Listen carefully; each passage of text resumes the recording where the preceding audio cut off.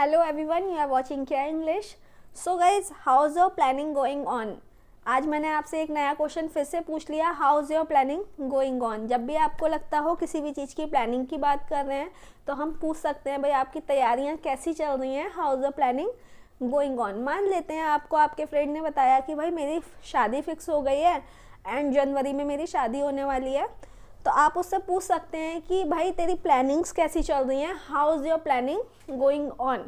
Planning हमारी किसी भी चीज़ की हो सकती है, चाहे वो एग्ज़ाम्स की हो, चाहे वो शादी की हो, या किसी सेलिब्रेशन की हो, या हम 21 दिसंबर की भी बात कर सकते हैं। आप क्रिसमस डे की भी प्लानिंग कर रहे होंगे। ऑफ कोर्स हम किसी भी रिलीजन के हों, बट जनरली हम सभी फेस्टिवल्स को सेलिब्रेट करते हैं एंड ऑफ कोर्स हमें करने, we should celebrate every day, we should celebrate every festival, every event, हमें करते रहना चाहिए। This is the part of life, life का ही पार्ट है।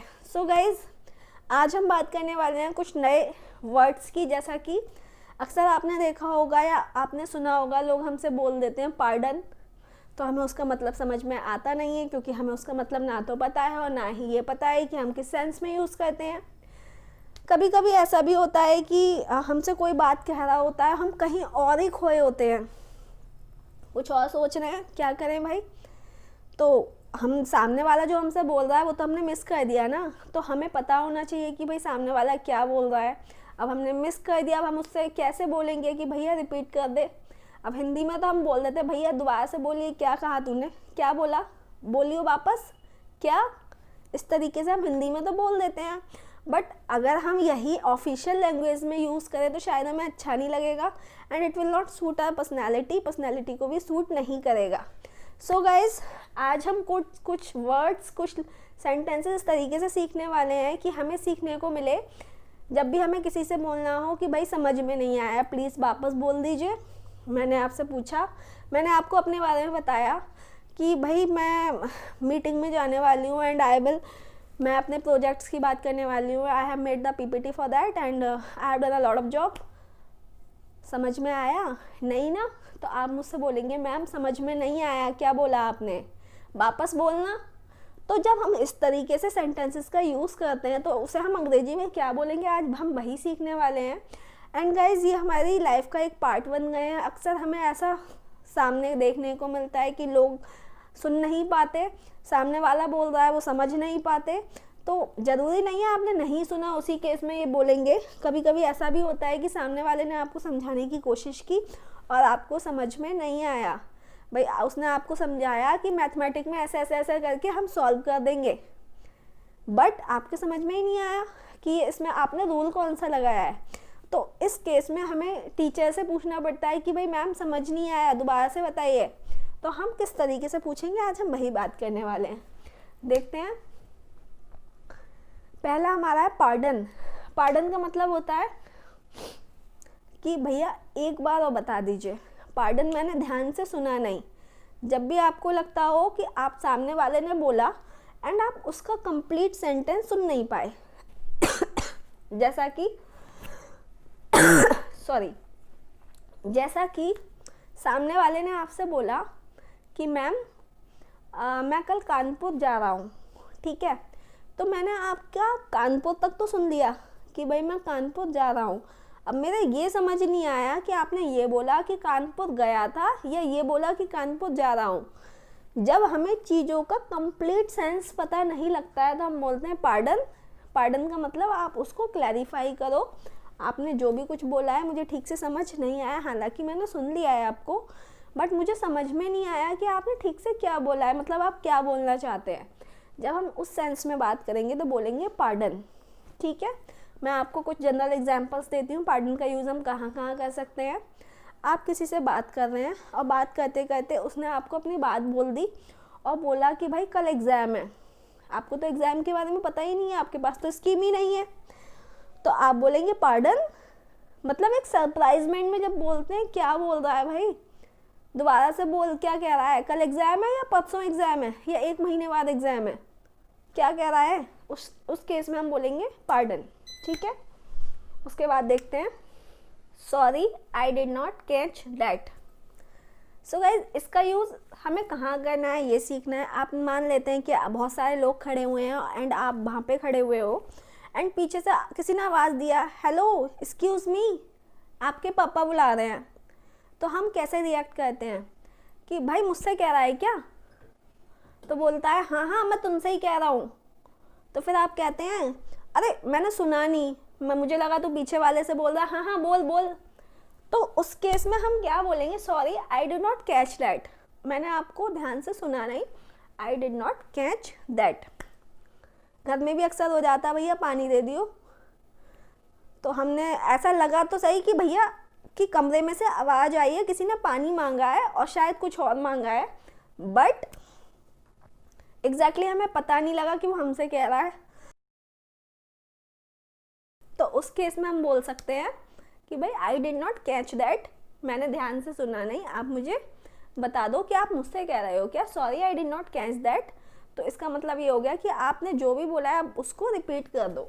उसके बाद देखिए, do you mind repeating that, भैया प्लीज़ अगर बुरा ना मानो तो एक बार और रिपीट कर दो। भाई मैं आपको पढ़ा रही हूँ, आपके समझ में नहीं आया कि मैम ने पार्डन का मतलब क्या समझाया, तो आप बोल सकते हो do you mind repeating that, do you mind repeating that, ठीक है। गॉट इट, अगर आपको समझ में आ गया तो आप बोल सकते हैं हाँ मैम समझ में आ गया, गॉट इट। एक शॉर्टकट में हमारा 2 वर्ड्स का एक सेंटेंस बन गया, गॉट इट। जब भी मान लेते मैंने आपको डायरेक्शंस बताई कि भैया पहले राइट जाना, फिर लेफ़्ट जाना, फिर राइट जाना, फिर लेफ़्ट जाना, फिर लेफ़्ट मुड़ जाना, और वहाँ पे आपको जगह मिल जाएगी जहाँ आप जाना चाहते हो, या वहाँ पे आपको मॉल मिल जाएगा, या वहाँ पे आपको मंदिर मिल जाएगा, तो आप बोलोगे कि हाँ मैम मुझे समझ आ गया, गॉट इट, ठीक है। उसके बाद देखिए, आई bag your pardon, I bag your pardon वही मतलब है पार्डन का। हम पूरा फॉर्म में अगर बात करेंगे तो हम बोलेंगे आई बैग योर पार्डन। आप शॉर्ट में भी बोल सकते हो और आप पूरा भी बोल सकते हो। उसके बाद देखिए, I did not catch that last part, I did not catch that आपने ऑलरेडी सीख लिया है, बट इसमें हमारा एक नया वर्ड और लिखा हुआ है, वो है लास्ट पार्ट। जब भी हमें बोलना हो कि भाई लास्ट का समझ नहीं आया, लास्ट में क्या हुआ, भाई मैंने आपको कोई मूवी की स्टोरी बताई तो आपने बोला कि मैम मुझे पूरी स्टोरी समझ आ गई बट लास्ट में क्या हुआ, लास्ट में समझ नहीं आया, किसने उसको मारा, हीरो को किसने मारा, या हीरो ने किसको मारा।